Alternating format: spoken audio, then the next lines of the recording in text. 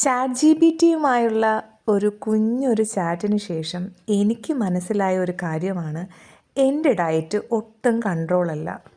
എൻ്റെ ഫുഡ് ഒട്ടും ബാലൻസ്ഡ് അല്ല. ഇന്നേ ദിവസം ഒരു ഹോളിഡേ ആയിരുന്നതുകൊണ്ട് സ്കൂളിലൊന്നും പോകണ്ടായിരുന്നു.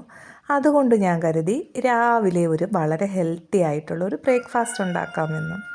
അതിനു വേണ്ടിയിട്ട് ഞാൻ ഗോതമ്പ് ദോശ 2 ഗോതമ്പ് ദോശയാണ് എടുത്തിരിക്കുന്നത്.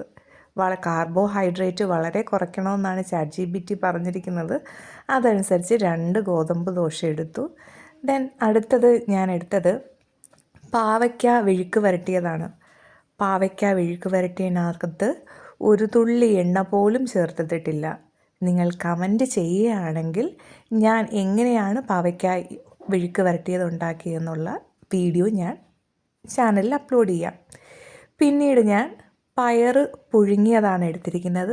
അതിൽ വളരെ കുറവ് ക്വാണ്ടിറ്റിയിലുള്ള കുറച്ച് തേങ്ങ കൂടെ ആഡ് ചെയ്തിട്ടുണ്ട്, ഒരു ടേസ്റ്റിന് വേണ്ടിയിട്ട് മാത്രം. പയറ് ഞാൻ അല്പം കൂടുതൽ എടുത്തിട്ടുണ്ട്, പ്രോട്ടീൻ നന്നായിട്ട് വേണമല്ലോ, അതിന് വേണ്ടിയിട്ടാണ്. പിന്നീട് ഞാൻ എടുത്തിരിക്കുന്നത് നമ്മുടെ സ്വന്തം സാമ്പാറാണ്. സാമ്പാറെന്ന് പറയുന്നതും സാമ്പാറിനകത്തും താളിച്ചിട്ടില്ല, ഒരു തുള്ളി വെളിച്ചെണ്ണ പോലും ചേർത്തിട്ടില്ല.